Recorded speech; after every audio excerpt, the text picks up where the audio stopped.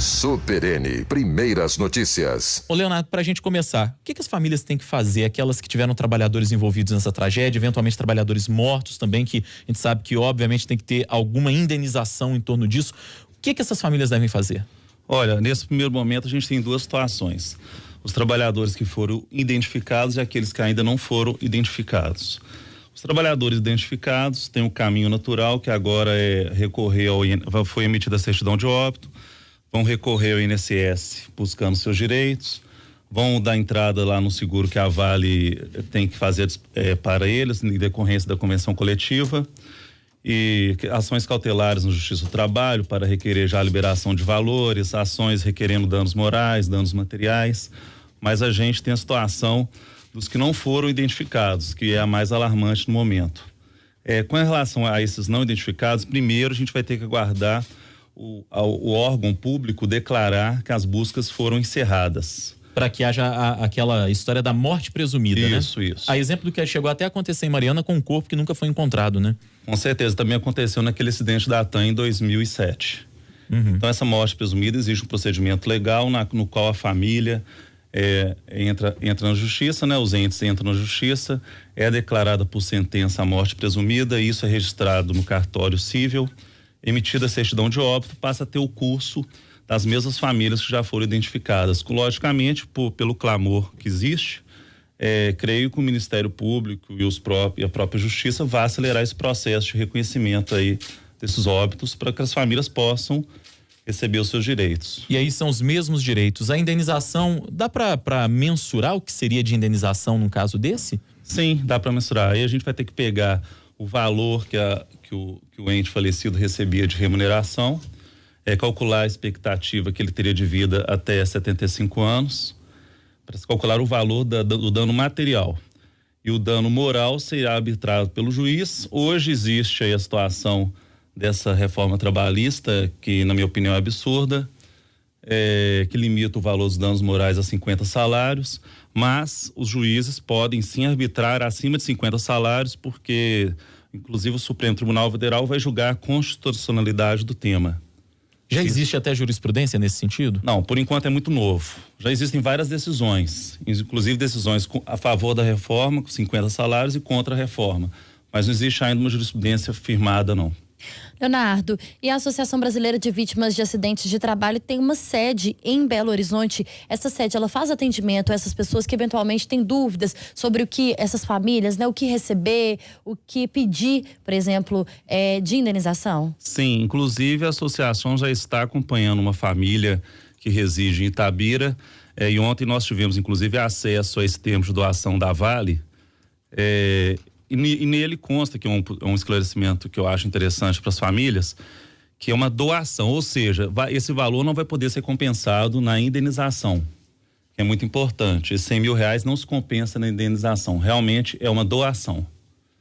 E também a associação, ela presta serviço psicológico, aí tem serviço de dentista, serviços de médicos, serviços de fisioterapia, são vários serviços destinados a acidentados no trabalho. Vamos prestar um serviço, então, né? Desculpa, Rodrigo. Falar onde é que fica a associação para aqueles que, evidentemente, quiserem buscar esse auxílio. De repente, alguém de Brumadinho que está nos ouvindo agora, que foi impactado por essa tragédia também? Sim, a associação, ela fica no bairro São João Batista, em Belo Horizonte, na região de Venda Nova. Ela é constituída por uma casa, uma sede própria. E para quem quer buscar esse serviço da associação, saber apurar melhor seus direitos, procurar assistência psicológica e todos os demais benefícios que eu citei, tem o WhatsApp, que é o contato. Vamos lá. O WhatsApp da associação é o 31 98478 6350.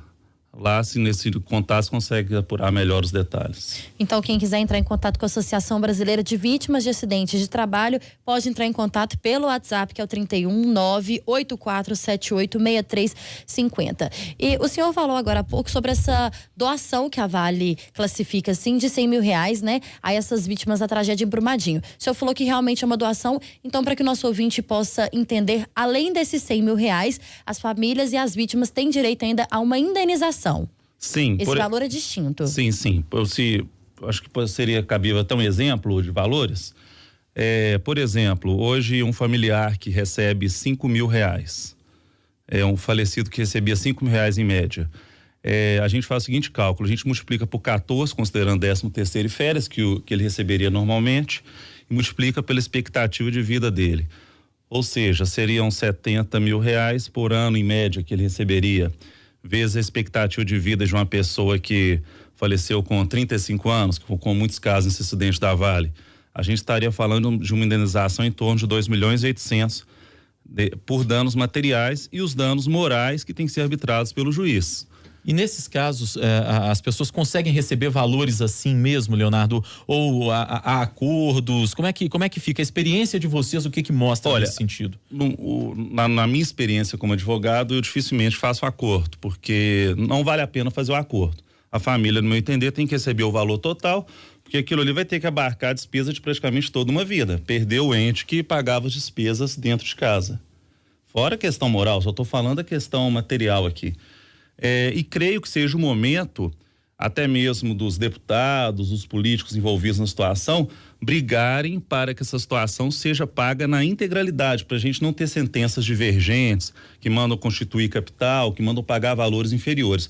Na minha opinião, o correto é pagar o valor que a vítima receberia até o final da vida, sem redução alguma. Talvez um projeto de lei nesse sentido que determinasse que isso fosse pago de maneira integral, quando você fala numa proposta de ação legislativa, num pedido de providências dos nossos deputados, senadores, etc. Sim, a gente tem uma Câmara nova aí, né? Pessoas com cabeça boa, pessoas que pensam no povo.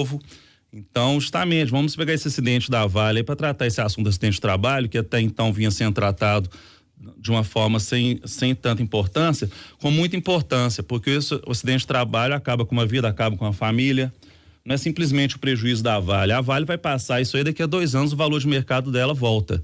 Mas a família vai ficar com prejuízo. A família vai ficar com prejuízo que o ente querido não volta mais. Quem perdeu sabe como que é. É verdade. A gente conversou com o advogado Leonardo Moura Santana, especialista em acidentes de trabalho e assessor jurídico da Associação Brasileira de Vítimas de Acidentes de Trabalho. E se você quiser ter mais informações, inclusive até sobre a atuação dessa associação, se quiser tirar alguma dúvida, você que está nos ouvindo em Brumadinho, que foi impactado por essa tragédia, pode fazer isso pelo WhatsApp, que é o 98478-6350. 98478-6350. Lembrando que o código de área é o 31. Leonardo, obrigado pela entrevista, foi um prazer recebê-lo. Muito obrigado, à disposição.